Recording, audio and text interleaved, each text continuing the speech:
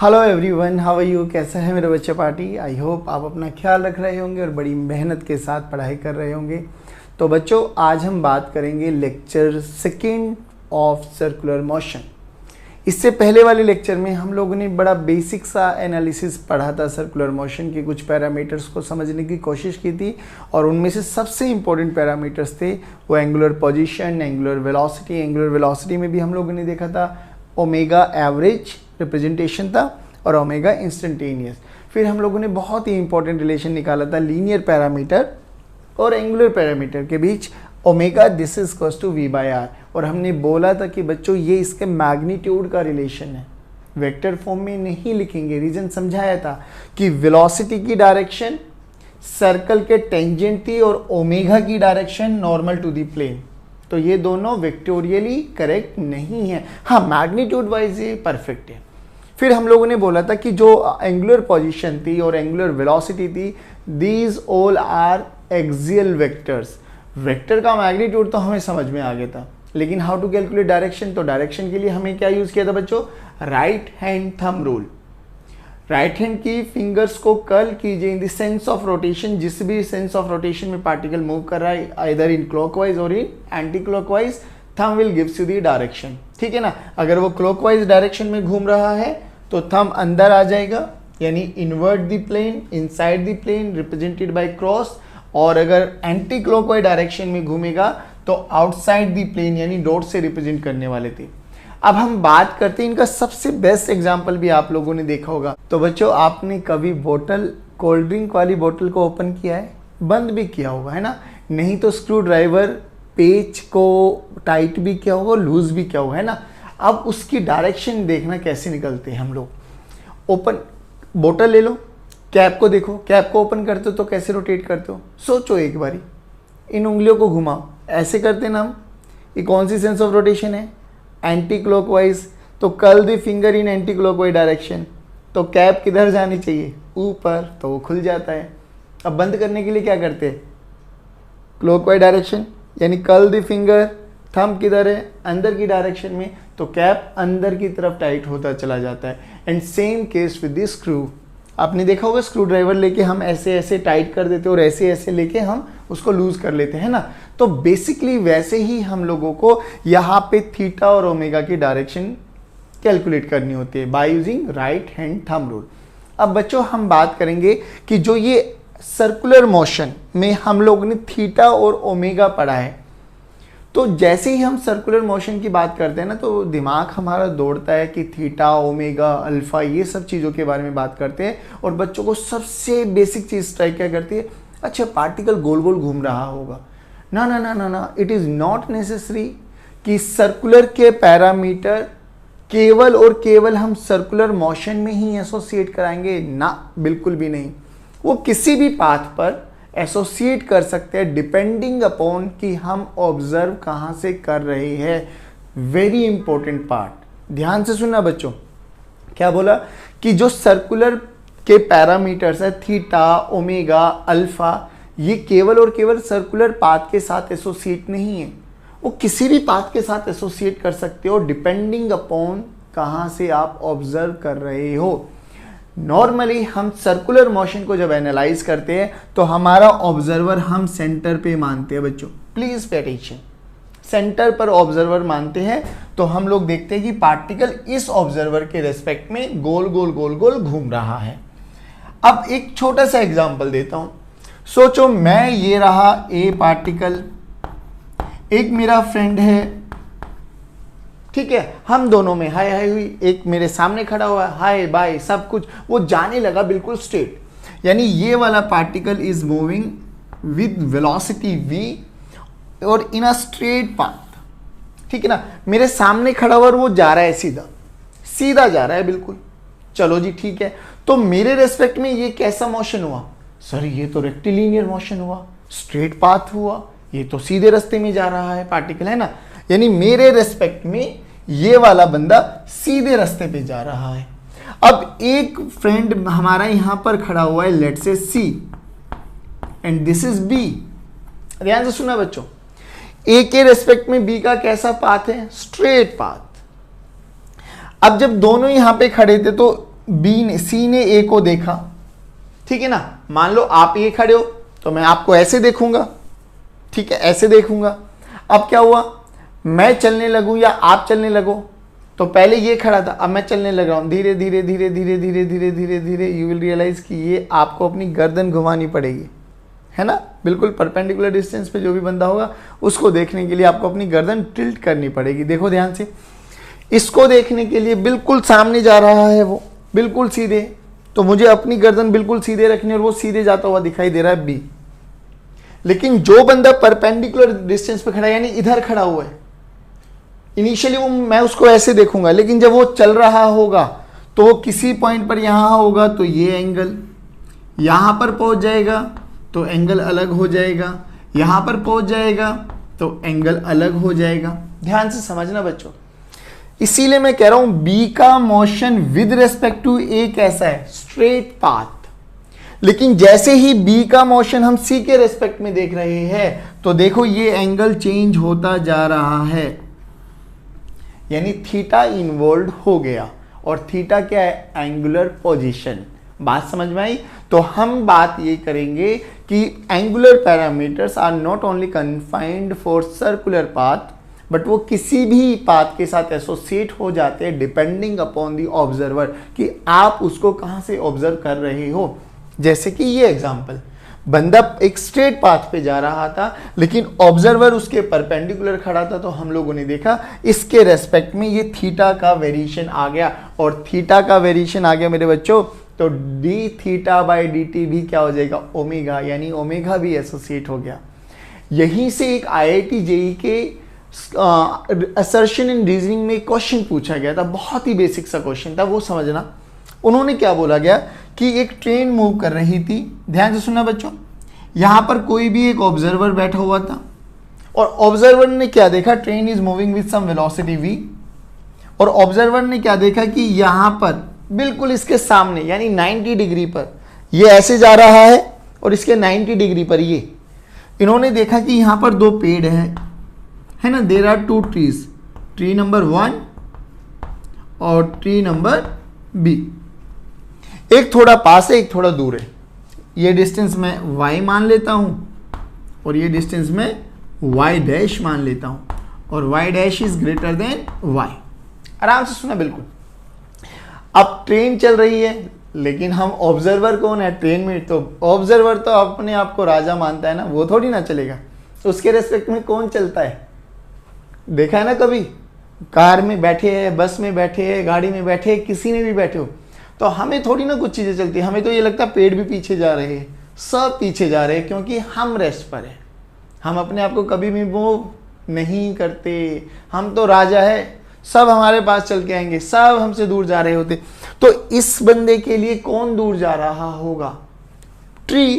कितनी स्पीड से, रिलेटिव का कॉन्सेप्ट लगाओ, बिल्कुल इस वेलोसिटी के मैग्नीट्यूड को उल्टा कर दो, दोनों ही v वेलोसिटी से पीछे जा रहे होंगे। अब ध्यान से सुनना, दोनों ही v वेलोसिटी से पीछे जा रहे होंगे, तो एट एनी टाइम t, किसी भी टाइम t पर दोनों ही पेड़ यहां पर पहुंच गए होंगे विद रेस्पेक्ट टू ये, है ना। अब क्वेश्चन ये पूछा गया, बताओ कौन सा पेड़ ज्यादा टाइम तक दिखाई देने वाला है। और ये आप लोगों ने भी ऑब्जर्व किया होगा कि अगर मैं ट्रेन से जा रहा हूं, गाड़ी से जा रहा हूं, तो दूर वाली चीज मुझे दूर बहुत देर तक दिखाई देती है, लेकिन जो पास होता है ना वो एकदम फटाक से पीछे चला जाता है। ऑब्जर्व किया है ना, कार में जा रहे हो, दो बंदे खड़े थे, जो बिल्कुल पास होगा वो तो एकदम पीछे चला जाएगा, लेकिन जो दूर होगा वो हमें ज्यादा टाइम तक दिखाई देता है। अब उन्होंने बोला ऐसा क्यों हुआ, तो ऐसे के लिए हमारा बहुत सिंपल सा कॉन्सेप्ट है। देखिए बच्चों, देखने के लिए हमें क्या करना होगा, इस बंदे के रेस्पेक्ट में ये वाला ट्री, ध्यान से सुना बच्चों, ये एंगल हमने मेजर किया θ1, और इसके लिए ये एंगल मेजर किया हम लोगों ने θ2। किसको देखने के लिए आपको गर्दन ज्यादा घुमानी पड़ेगी भैया, जब हम ऐसे सीधे चल रहे हैं और कोई पीछे जा रहे हैं तो हमें गर्दन ऐसे टिल्ट करनी पड़ती है ना, और गर्दन की भी एक लिमिट होती है। ऐसे थोड़ी ना इसको पूरा 180 डिग्री पे घुमा दोगे, ए वाले फेस को पीछे लगा दोगे, ऐसा तो नहीं होता ना। तो होगा क्या, जैसे वो पीछे जाएगा तो हमें गर्दन ऐसे करनी पड़ती है। ऐसे देख रहे थे, धीरे धीरे धीरे धीरे गर्दन ऐसे करेंगे, और जो हमें ज्यादा दूर तक दिखाई देगा, यानी जिस केस में हम अपनी गर्दन को ज्यादा रोटेट करेंगे वो ज्यादा टाइम तक दिखाई देगा। तो देखिए θ1 θ2, θ1 ज्यादा है, θ2 यानी angle θ2 is less than θ1, θ2 is less than θ1। तो ये एंगल कम है, यानी इसके लिए भी हमें कम गर्दन घुमानी पड़ेगी, थोड़ा और देर तक इसको घुमा सकते हैं। इसके लिए हमें एकदम गर्दन ऐसे ऐसे करनी पड़ती है, ये तो एकदम स्पीडली पीछे चला जाता है, लेकिन जो दूर होता है वो धीरे धीरे धीरे धीरे धीरे धीरे धीरे रोटेट होता है।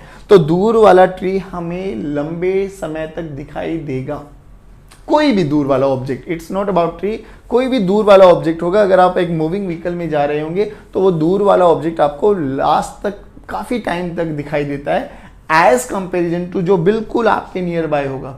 उसको एकदम ऐसे स्पीड में गाड़ी जाएगी और आपकी गर्दन ऐसे चली जाएगी, वो एकदम पीछे, लेकिन जो दूर होगा उसको देखने के लिए धीरे धीरे धीरे धीरे गर्दन घुमानी पड़ेगी, है ना। तो बात समझ में आई। बस यहां से यही कॉन्सेप्ट आपको समझाना था कि angular parameters are not associated only and only for circular motion, but they can be associated with any path depending upon the observer. जैसे कि हम लोगों ने ये दो एग्जाम्पल लेके देखे। अब एक क्वेश्चन और पूछा गया हमसे कि एक बंदा एक स्ट्रेट पाथ पे जा रहा था, ध्यान से सुना, बिल्कुल कॉन्सेप्चुअल पार्ट है बच्चों। यहां पर एक बंदा खड़ा हुआ था ए, यहां पर एक बंदा खड़ा हुआ है बी, चलिए यही बंदा मान लेते हैं। Now this man is moving with some V constant velocity, constant velocity से मूव कर रहा है। अब इसको जो ऑब्जर्वर है वो ऑब्जर्वर बी है बच्चों, और वो बिल्कुल इसके परपेंडिकुलर डिस्टेंस पे खड़ा हुआ है, लेट्स से डी, लेट्स से डी, ठीक है ना। अब जैसे जैसे ये मूव करेगा तो उन्होंने बोला ओमेगा के बारे में क्या कमेंट करेंगे, क्या ओमेगा इंक्रीज होगा, ओमेगा डिक्रीज होगा, या ओमेगा कांस्टेंट रहेगा। पहले तो आप मुझे ये देख बताइए, क्या मैं इस वाले मोशन के लिए ओमेगा, ओमेगा तो एक सर्कुलर पैरामीटर है, क्या इस वाले के लिए ओमेगा एसोसिएट करना सही रहेगा? ओमेगा को मैं मान सकता हूं, बिल्कुल, क्योंकि ये चलेगा सीधे और ये इसको देखेगा, तो जब देखेगा तो एंगल कितना है बच्चों, 0। लेकिन जैसे जैसे ये आगे मूव करता चला जाएगा एंगल चेंज होता चला जाएगा, और एंगल थीटा चेंज होता चला जाएगा, तो ओमेगा भी एसोसिएट हो जाएगा, और ओमेगा भी एसोसिएट हो जाएगा। तो हमसे पूछा गया ओमेगा के बारे में क्या ख्याल है, ओमेगा सेम रहेगा, डिक्रीज होगा या इंक्रीज होगा? बताइए क्या कमेंट करते हैं आप? Constant, C for constant, D for decrease, I for increase. सभी बच्चे रिप्लाई करेंगे। चलिए अब स्टार्ट करते। मान लेते हैं किसी भी टाइम टी पर स्पीड कांस्टेंट है, तो इसने ये डिस्टेंस ट्रेवल कर लिया, लेट्स से x। बेटे ध्यान से सुनना, x की वैल्यू को मैं क्या लिख सकता हूं, v इंटू टी। चलिए, तो थीटा कितना हुआ, तो थीटा हुआ ये, इसको मैंने बोला θ1, ठीक है। अब अगले टाइम में, इतने ही टी टाइम में, यहां से यहां तक डिस्प्लेसमेंट अभी भी कितना होगा बच्चे, x, क्योंकि स्पीड कांस्टेंट है, टाइम वही लेके चले हैं, तो अभी भी vt। अब यहां से एंगल देखो, ये एंगल, अब ये एंगल देखो θ2। पहले θ1 उसकी एंगुलर डिस्प्लेसमेंट थी, अब θ2 एंगुलर डिस्प्लेसमेंट है। ध्यान से देखो θ1 और θ2 में कौन बड़ा, देख के समझ में आ रहा है, θ1 is greater than θ2, θ1 is greater than θ2। Omega क्या होती है, ओमेगा तो हम लिख सकते हैं omega 1 is nothing but dθ1 by dt, और ओमेगा 2 को क्या लिख सकते हैं बच्चों, dθ2 by dt। ध्यान से देखो, लिख सकते हैं ना। अब थीटा क्या है, इंक्रीज, डिक्रीज या कांस्टेंट? थीटा तो चेंज हो रहा है, कम हो रहा है, और थीटा अगर कम हो रहा होगा तो ओमेगा भी कम हो रहा होगा, यानी ओमेगा डिक्रीज कर रहा होगा। बड़ा सा बेसिक सा सिंपल सा क्वेश्चन है। देखिए बच्चों, मैं फिर कह रहा हूं, अगर ये एक नॉर्मल सीबीएसई का बैच रखते हम लोग तो ये सब चीजें नहीं बताने वाला था, पक्का। अगर हम बात कर रहे कि हमें अपना गोल अचीव करना है, आईआईटी जेईई नीट क्रैक करना है, तो ये प्रीटी श्योर याद रखना बच्चों, हमेशा कॉन्सेप्ट क्लियर होने चाहिए। कैसा भी क्वेश्चन आ जाए, कैसा भी कॉन्सेप्ट आ जाए, हमारा दिमाग हिलना नहीं चाहिए। वी आर स्ट्रॉन्ग इनफ, अरे सब आता है, आप बोलो तो सही, क्वेश्चन दो तो सही, हम करने के लिए कैपेबल है। अगर ये सोच के साथ बैठेंगे तो श्योरली हम फिजिक्स में नहीं, केमिस्ट्री में, मैथ्स में, बायो में, सब में एक्सेल करने वाले हैं। और सोचेंगे कि खाली डेफिनेशन पढ़ा दे, 2 न्यूमेरिकल करा दे, उन्हीं 2 न्यूमेरिकल्स को पेपर में डाल देते हैं, वो पढ़ाई करने का बिल्कुल भी पैटर्न नहीं है। वो 10 तक होता होगा तो होता होगा, 11, 12 IIT, JEE और नीट जो पढ़ोगे वो बिल्कुल रिपीट नहीं होगा। रिपीट केवल और केवल कॉन्सेप्ट होते हैं। तो दैट्स वाई प्रैक्टिस करो जितना कर सकते हो, कोशिश करो कॉन्सेप्ट को याद करो, बिठा लो दिमाग में कि हाँ ऐसा होने वाला है। बात समझ में आई? अब हम बात करने वाले ये वाले सबसे इंपॉर्टेंट पार्ट की, omega this is equals to V by R।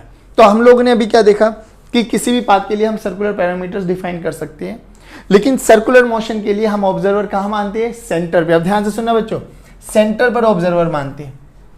अब ये V, R और ओमेगा, प्लीज पे अटेंशन। देखो ऑब्जर्वर ये रहा, पार्टिकल ये रहा, ऑब्जर्वर और पार्टिकल के बीच का जो डिस्टेंस है उसको कहते हैं हम R। R is what? Distance between observer and particle.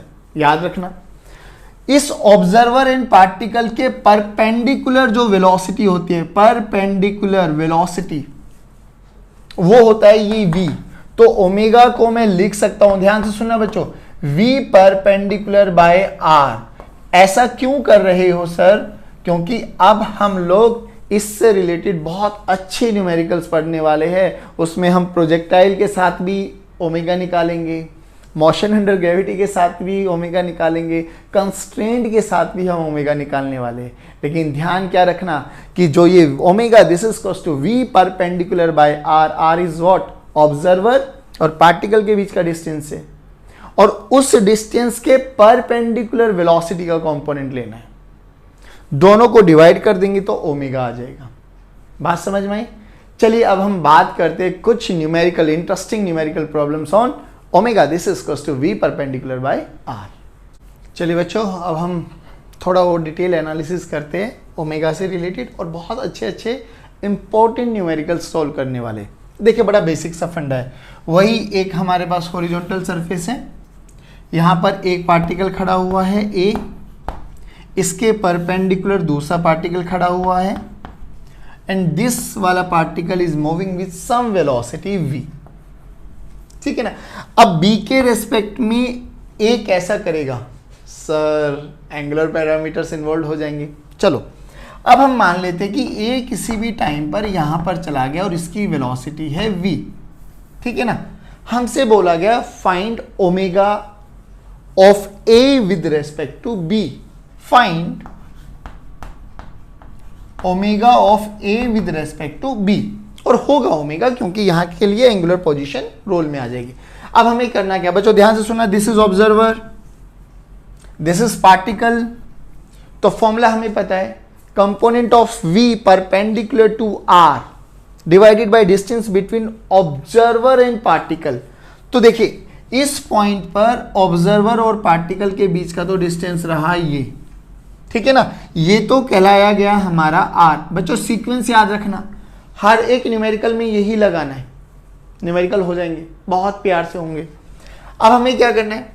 हमें इस वाले R के परपेंडिकुलर लेना है वेलोसिटी का कंपोनेंट। देखिए अब बात हम ये करें कि वेलोसिटी तो इधर थी, अब इसमें देखो ध्यान से, अगर मैं इस लाइन को एक्सटेंड कर देता हूं and if this is theta, तो हमने देखा ये दोनों lines, these lines are parallel, ये इंटरसेक्टिंग लाइन है तो ये एंगल भी थीटा हो जाएगा, ये एंगल 90 माइनस थीटा हो जाएगा। पक्का ना? पक्का। अब देखो ध्यान से, नाउ अगर मैं इस वेलोसिटी के दो कंपोनेंट करूं बच्चों, ध्यान से देखना, एक तो इसी डिस्टेंस, इसी रेडियल डिस्टेंस के अलोंग हो जाएगा ये वाला, ये कितना हो जाएगा बच्चों? V cos of 90 minus theta, क्योंकि ये एंगल मैंने कितना माना? 90 minus theta. Please pay attention. और एक इसके परपेंडिकुलर हो जाएगा, परपेंडिकुलर कितना हो जाएगा? ये वाला कंपोनेंट, इसको क्या बोलेंगे हम? V sine of 90 minus theta. Please pay attention बच्चों। अब कोस 90 माइनस थीटा है तो हमें पता है 90 पे साइन मतलब कोस चेंज हो जाएगा साइन में, तो ये वाला कंपोनेंट कितना आ गया बच्चों v sin 90 और ये वाला कंपोनेंट कितना आ गया बच्चों v cos 90।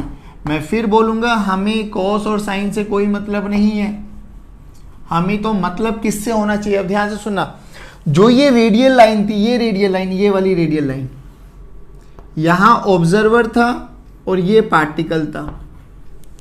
अब जो ये वेलोसिटी थी, ये वाली वेलोसिटी v, इसके दो कंपोनेंट हो गए। एक तो a कंपोनेंट हो गया कितना बच्चों v sin theta, v sin 90 नहीं v sin थीटा बोलेंगे इसको। एक तो कितना हो गया बच्चों v sin थीटा और ये परपेंडिकुलर कितना हो गया बच्चों v cos थीटा। अब देखो ध्यान से, ये जो v sin थीटा ये तो इसको क्या करेगा, दूर लेके जाने की कोशिश करेगा, और ये v cos थीटा क्या करेगा, इसको ओरिजिन मानते हुए यही इसको सर्कुलर पाथ में मूव कराने की कोशिश करेगा। अब आ जाओ जो अभी थोड़ी देर पहले रिपीट कराया था, observer particle radius, observer particle radius और उसके परपेंडिकुलर लेना होता है हमें v। तो इसके परपेंडिकुलर कौन है, v cos theta. v cos theta v sin theta रटना ही नहीं है, हमें क्या याद रखना है, component of v perpendicular to r, और r क्या है, distance between observer and particle, that's it. तो यहां से ओमेगा क्या आ गया बच्चों, ओमेगा आ गया हमारे पास v cos theta divided by ये वाला डिस्टेंस दैट इज r। लो जी, नहीं आया बच्चों, बोलो बोलो, समझ में आया। एक क्वेश्चन और करें, बहुत बेसिक सा क्वेश्चन है, दिल खुश हो जाएगा। देखिए हमसे बोला गया, इसलिए कह रहा हूं कैसे भी क्वेश्चन अटैच करो मजा आ जाएगा। हमसे बोला गया कि यहां से एक ऑब्जेक्ट, एक पार्टिकल को ड्रॉप किया गया, जो कि ये हाइट है हमारे पास 50 मीटर, ठीक है। यहां से एक 40 मीटर की दूरी पर ऑब्जर्वर है बच्चों, 40 मीटर की दूरी पर ऑब्जर्वर, ठीक है ना। इसको मैं ए बोल दूं, इसको मैं बी बोल दूं। अब ड्रॉप किया है, ड्रॉप किया तो क्या, मोशन अंडर ग्रेविटी आ गया सर। कह रहे कि find the angular velocity of A with respect to B after 2 seconds of its fall. सुन लो ध्यान से, क्या बोला गया, ए की एंगुलर वेलोसिटी निकालनी है बी के रेस्पेक्ट में, जो कि ये सीधा आएगा, ये एंगल चेंज होता जाएगा तो एंगुलर वेलोसिटी तो आएगी जरूर, थीटा आ गया रोल में। तो क्या बोला गया, find omega of A with respect to B after 2 seconds of its fall, 2 seconds of its fall। अब देखो कैसे करें अब हम लोग। अब फिर पहले तो motion under gravity crystal clear होना चाहिए। अब ड्रॉप किया गया है तो यानी u की वैल्यू 0। अब हमें पहले ये तो पता लगे 2 सेकंड में वो कहां पे था, कितनी उसकी वेलोसिटी है, ये यहां पर था, यहां पर था, कहां पर है ना। तो अब हमें क्या निकालना है, हमें उसका डिस्प्लेसमेंट कैलकुलेट करना है आफ्टर 2 सेकेंड। तो देखो बच्चों डिस्प्लेसमेंट कैसे निकालेंगे, s this is equals to ut plus half gt square, u तो 0 है तो 1/2 gt स्क्वायर। तो s की वैल्यू कितनी आ गई बच्चों, 1/2, g की वैल्यू को 10 ले लो बच्चों, u की वैल्यू को, t की वैल्यू 2 है तो 4 हो गया, यानी 20 मीटर डिस्प्लेस हुआ, यानी ऊपर से नीचे वो 20 मीटर आया, ये 20 मीटर। तो ये कितना बच्चा बच्चों 30 मीटर।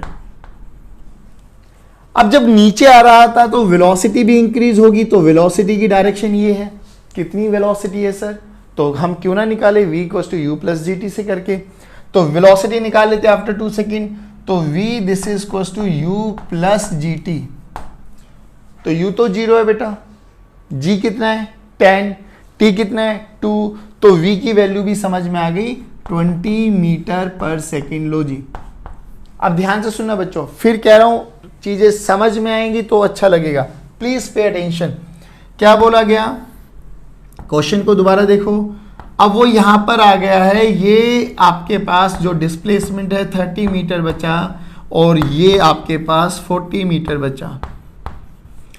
वेलोसिटी नीचे की डायरेक्शन में है v की वैल्यू को बाद में पुट कर देंगे हम लोग। अब देखिए, now this is observer, this is particle after 2 seconds. तो बोला क्या गया, तो सर सबसे पहले तो इन्हीं को ज्वाइन करो, ये क्या बना आर, ये क्या बना आर, डन है, टेंशन नहीं लेना बिल्कुल भी, बिल्कुल वही बेसिक स्टेप्स है, फॉलो करना, दैट्स इट। अब देखिए ये 30 ये 40 ये तो 3 4 5 वाला ट्रायंगल बन गया, यानी ये वाली वैल्यू तो आ गई 50 मीटर, ये आपको आना चाहिए 3 4 5 50 आ गया। ये एंगल आ गया 37 डिग्री, ये एंगल आ गया 90, तो ये आ गया 53 डिग्री। अब ध्यान से सुनना बच्चों, अब ध्यान से सुनो, इस V के दो कंपोनेंट करो। अब प्लीज पे अटेंशन, ये देखो this is V, this is R, this is 53। V के दो कंपोनेंट, इधर एक कंपोनेंट आ जाएगा V cos 53 और इधर एक कंपोनेंट आ जाएगा V sin 53। आंसर बताइए बच्चों, आंसर बताइए। ओमेगा आ गया यार, आ गया, यही निकालना है। तो हमें इस R के परपेंडिकुलर कंपोनेंट चाहिए, तो perpendicular component omega of A with respect to B कितना आ गया बच्चों, V sin of 53 divided by R, और R की वैल्यू रख दीजिए, V की वैल्यू रखो बच्चों 20, sin 53 कितना होता है बच्चों, sin 53 परपेंडिकुलर बाय बेस यानी परपेंडिकुलर बाय हाइपोटेन्यूज यानी 4/5 डिवाइडेड बाय रेडियस की वैल्यू कितनी है बच्चों 50 मीटर। देखो आंसर आ गया जितना भी आया, ये आ गया 8/25, 8/25 रेडियन पर सेकेंड्स। लो जी देखो, मैं कह तो रहा हूं कैसे भी क्वेश्चन क्यों ना लगाया जाए भैया, कॉन्सेप्ट अगर एक बारी पकड़ लिया ना, अब मैं कह रहा हूँ इसमें रिलेटिव के कॉन्सेप्ट लगा लो, प्रोजेक्टाइल लगा लो, कंस्ट्रेंट लगा लो, लगा के दिखाऊंगा, यू विल रियलाइज कि सर ये स्टेप्स है जो हमें फॉलो करने हैं। अगर एक बारी पकड़ ली चीज़ें तो क्वेश्चन नहीं रुकने वाला। फिर कह रहा हूँ ये वाले पार्ट को एक बारी बहुत अच्छे से एनालाइज कर लो कि V क्या है और R क्या है। बच्चे रट लेते हैं V/R है, बट ये V है क्या, ये R है क्या, यही चीज़ें मेन है, दैट्स इट। देखो बिल्कुल बेसिक एनालिसिस कराया, उसके बेस पे एक तुम्हारे आगे ही क्वेश्चन बनाया, क्वेश्चन बना के निकाल के दिखाया, हमारे पास ओमेगा आ गया। अब 2-3 क्वेश्चन और करते हैं और दिल खुश हो जाएगा। चले करो। चलिए बच्चों, अब हम बात करते हैं, ओमेगा ही कैलकुलेट करना है, लेकिन अब हम निकालेंगे प्रोजेक्टाइल के केस में। प्रोजेक्टाइल याद है, और एंगुलर प्रोजेक्टाइल और पढ़ते हैं। देखो क्या बोला गया कि हमारे पास ऑब्जर्वर और पार्टिकल दोनों ही यही थे।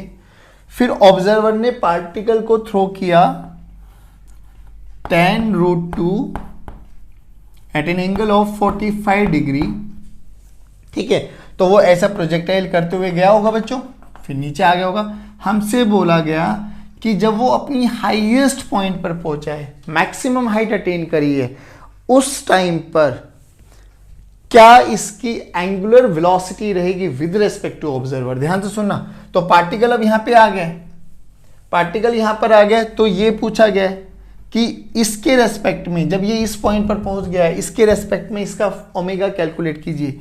Find omega of P with respect to O when particle is at H max, इसको बोलते हैं हम H max। प्रोजेक्टाइल याद होगा बच्चों, अब प्रोजेक्टाइल याद है तो इसके पैरामीटर्स का हमें याद है ना। चलो जल्दी जल्दी करते हैं। इधर कितना हो जाएगा बच्चों ux, कितना आ गया 10, ऊपर कितना हो गया Vx मतलब uy, ये भी कितना हो गया 10।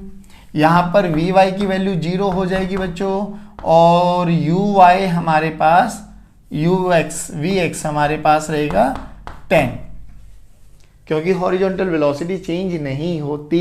चलिए बहुत सुंदर। अब क्या करें, अब एक बात बताओ मुझे क्या क्या चीजें चाहिए होती है। ध्यान से सुनना, ये ऑब्जर्वर, ये पार्टिकल नीचे लिख देता हूं, ठीक है। और इस टाइम पर इसके पास वेलोसिटी ये रही 10, बस यही वेलोसिटी है केवल। ध्यान से सुनना, ठीक है जी। ये मुझे चाहिए डिस्टेंस r, उसके लिए मुझे ये चाहिए और ये चाहिए, यानी ये मुझे H मैक्सिमम निकालना है बच्चों, और ये मेरा रेंज का आधा हो जाएगा बच्चों, x बोल दूं इसको। अगर मुझे एच मैक्स पता लग गया, मुझे ये पता लग गया, तो मैं ये एंगल भी निकाल सकता हूं थीटा। थीटा निकल गया तो आर भी पता लग गया, फिर तो क्वेश्चन ही खत्म हो गया। अब देखिए, अगर डायरेक्ट फॉर्मूला याद है तो बहुत अच्छी बात। एच मैक्सिमम का फॉर्मूला क्या होता है बच्चों? You square sine square theta by 2g, है ना? You square sine square theta by 2g। अब यू देखो कितना है बच्चों? tan रूट 2, यानी tan रूट 2 का square into sine square theta, sine theta 45 यानी 1/√2, 1/√2 का होल स्क्वायर यानी 1/2 इंटू 2 इंटू जी की वैल्यू 10, यानी ये बना, ऊपर बना 200 और नीचे बना 2 2 जा 4 40 and it's comes out to be 5 metre. तो एच मैक्सिमम हमारे पास आ गया 5 मीटर, ठीक है ना? अब ये कैलकुलेट करना, हमें पता है हॉरिजॉन्टल स्पीड चेंज नहीं होती प्रोजेक्टाइल मोशन में, तो ये तो v की वैल्यू यानी vx ux की वैल्यू अगर हम बात करें तो ux तो अभी भी कितना रहेगा? 10। तो यहां से यहां तक जाने का टाइम ऑफ फ्लाइट और कैलकुलेट कर लेते हैं ना, एक्सेंट टाइम जिसको हम बोलते थे। टाइम ऑफ फ्लाइट निकालो, उसका आधा कर दो, या यहां से यहां तक का टाइम निकाल लिए। फॉर्मूला बोलिए, स्मॉल टी से रिप्रेजेंट करते थे u साइन थीटा बाई जी। अब u साइन थीटा कितना बेटा? 10, g की वैल्यू 10 यानी 1 सेकेंड। अब अगर मैं x की बात करूं तो x कितना हो जाएगा बच्चों? ux इंटू टी, यानी x की वैल्यू कितनी आ गई? 10 मीटर। चलिए जी, अब हमें सारी चीजें पता लग गई। ये पता लग गया x की वैल्यू 10 आ गया, ये 5 आ गया, तो थीटा कितना हो जाएगा बच्चों? Perpendicular by base. Tangent theta कितना हुआ बच्चों? परपेंडिकुलर बाय बेस यानी 1/2। प्लीज पे अटेंशन, ये आ गया। अब ये एक राइट एंगल ट्रायंगल बना, ये थीटा बना, परपेंडिकुलर 1 बेस 2, तो ये कितना हो जाएगा बच्चों? √2 का स्क्वायर 1 का स्क्वायर 5। हाइपोटेन्यूज क्यों जरूरत पड़ेगी बताएंगे अभी। चलिए, अब देखो क्वेश्चन क्या बना हमारे पास। ये हमारे पास ऑब्जर्वर यहां पर, ये हमारे पास पार्टिकल ये रहा, हैविंग वेलोसिटी 10 मीटर पर सेकेंड इस डायरेक्शन में। ठीक है बच्चों, देखो ध्यान से, ये एंगल कितना आ गया बच्चों? थीटा। तो ये एंगल भी कितना हो जाएगा बच्चों? थीटा, क्योंकि ये दो पैरेलल लाइन है और ये इंटरसेक्टिंग लाइन है। अब क्या करना है, इस वेलोसिटी v का हमें एक कंपोनेंट तो ये हो गया v cos थीटा, और एक इसके परपेंडिकुलर हो गया हमें v sin थीटा। हमें चाहिए कौन सा बच्चों? r के परपेंडिकुलर। चलिए जी, तो ओमेगा की वैल्यू कितनी आ गई बच्चों? ओमेगा की वैल्यू देखना, v sin theta by r। अब ध्यान से सुनो, r की वैल्यू कितनी आ गई? r की वैल्यू भी निकालेंगे अब हम लोग। तो v की वैल्यू देखिए पहले तो 10। अब साइन थीटा, इस वाले ट्रायंगल से थीटा की वैल्यू, साइन थीटा कितना हो जाएगा बच्चों? परपेंडिकुलर बाय हाइपोटेन्यूज यानी 1/√5, 1/√5। दैट्स वाई हमें यहाँ पर जरूरत पड़ी थी। टेंजेंट 1/2 एक स्टैंडर्ड रिजल्ट नहीं है, तो हमें यहाँ से निकालना पड़ा। तो साइन थीटा कितना हो गया बच्चों? 1/√5। अब डिवाइडेड बाय r करें तो r को कैसे निकालेंगे? देखो ये 5, ये 10, तो ये कितना हो जाएगा बच्चों? √10 का स्क्वायर प्लस 5 का स्क्वायर।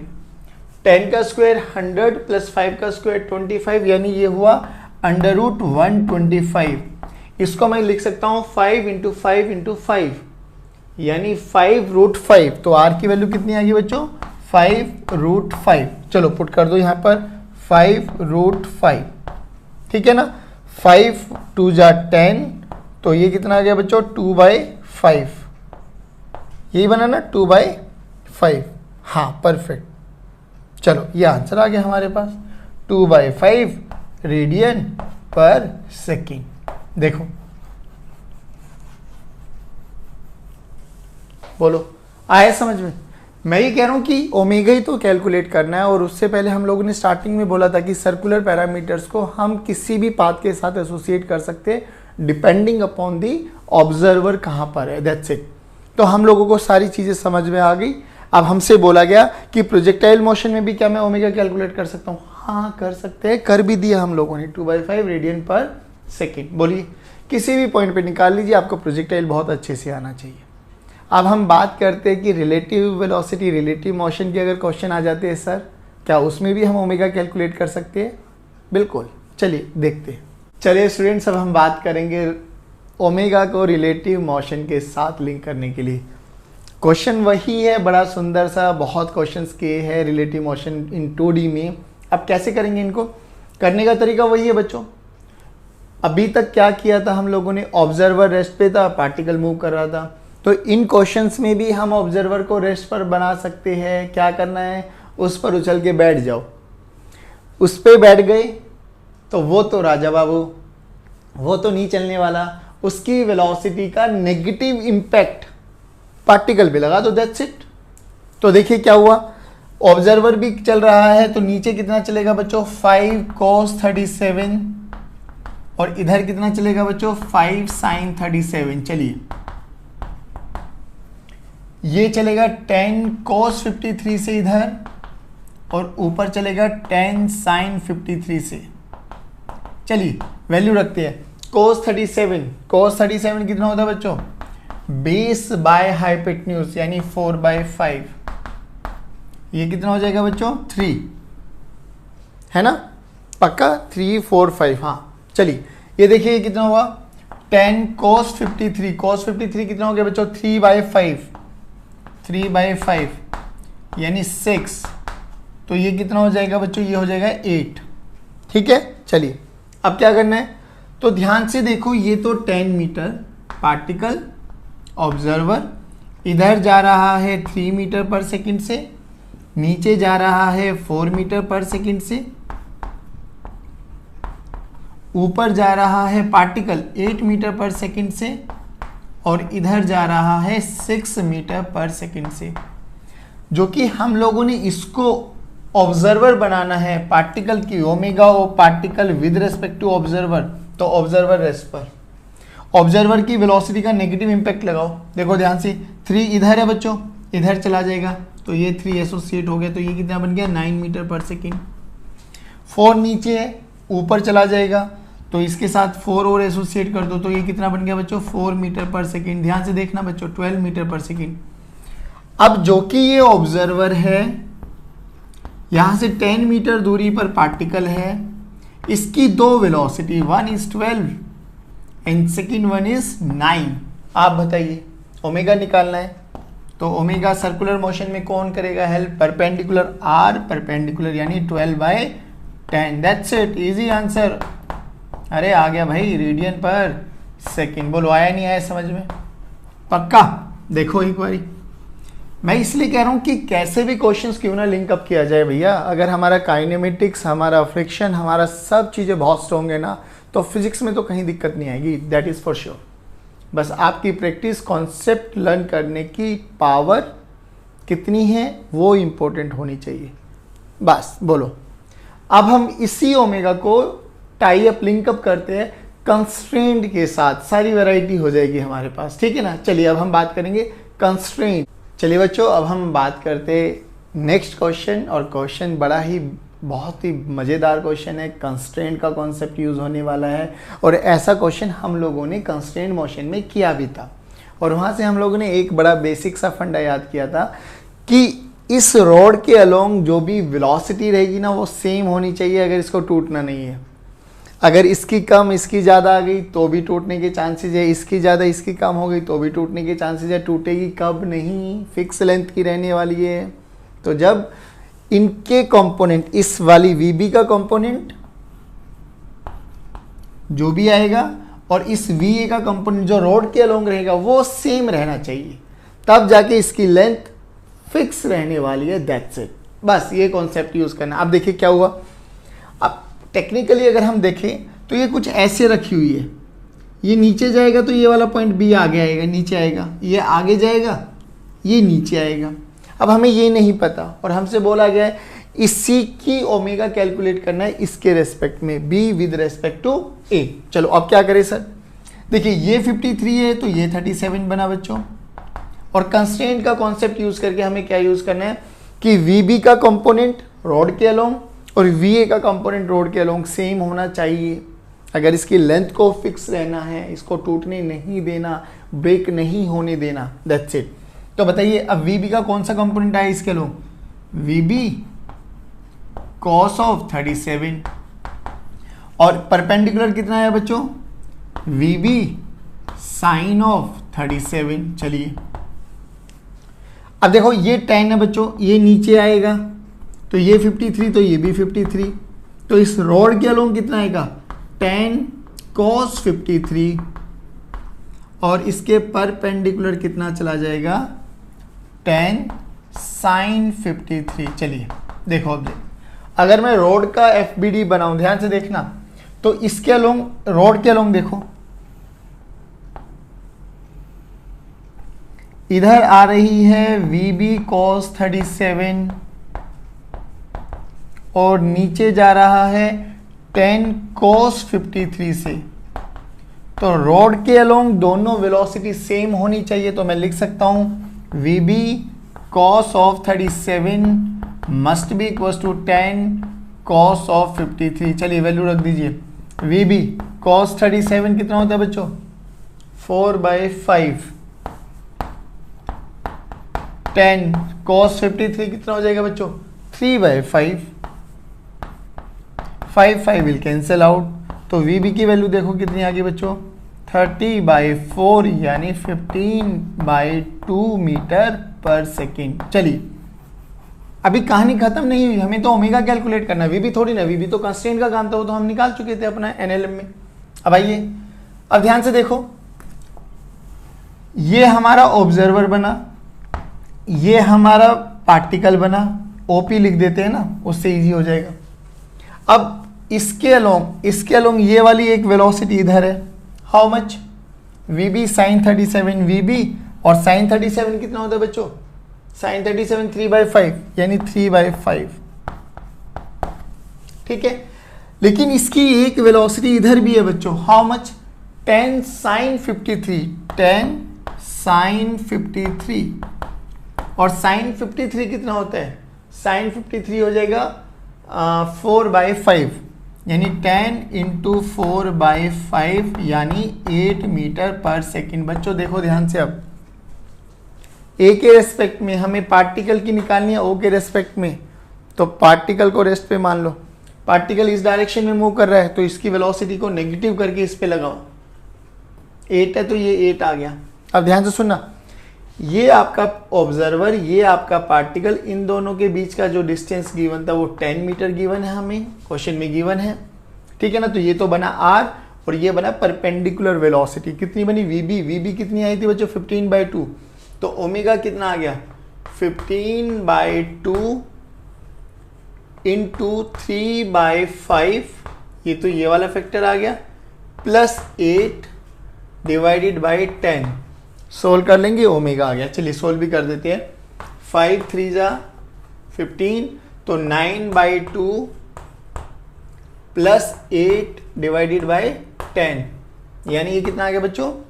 216 9 25/20 25/20 यानी 5/4 रेडियन पर सेकेंड। लीजिए बच्चों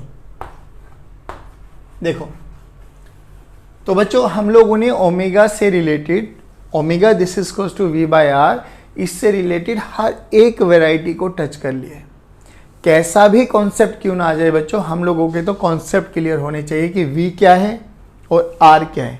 ओमेगा हम निकाल सकते हैं, हम एक स्ट्रेट पाथ पे जा रहे हैं with respect to perpendicular distance तो भी निकाल सकते हैं, प्रोजेक्टाइल आ गया तो भी निकाल सकते हैं, रिलेटिव मोशन आ गया तो भी निकाल सकते हैं, कंस्ट्रेंट आ गया तो भी निकाल सकते हैं। कॉन्सेप्ट स्ट्रॉन्ग होने चाहिए, बाकी इन क्वेश्चंस में कुछ नहीं होता। तो आई होप ये सारा पैटर्न आपको समझ में आया होगा। बहुत ही सुंदर तरीके से समझाने की कोशिश की है। अगर नहीं समझ में आया तो बच्चों एक ही तरीका, प्रैक्टिस प्रैक्टिस एंड प्रैक्टिस, और कुछ नहीं। प्रैक्टिस करते रहिए, क्वेश्चन को समझ में आता चला जाएगा। कॉन्सेप्ट को अपनी पावर बनाइए, जितना अच्छा कॉन्सेप्ट रहेगा उतने ही स्ट्रांगली आप फिजिक्स में अपने न्यूमेरिकल्स को लगाते चले जाएंगे और surely you will gonna love physics. चलिए गाइज, आज के लेक्चर को यहीं वाइंड अप कर दे। Thank you very much, have a good day, God bless you, keep watching videos, keep motivating us. जय हिंद, जय भारत, मुस्कुराते रहिए और पढ़ते रहिए।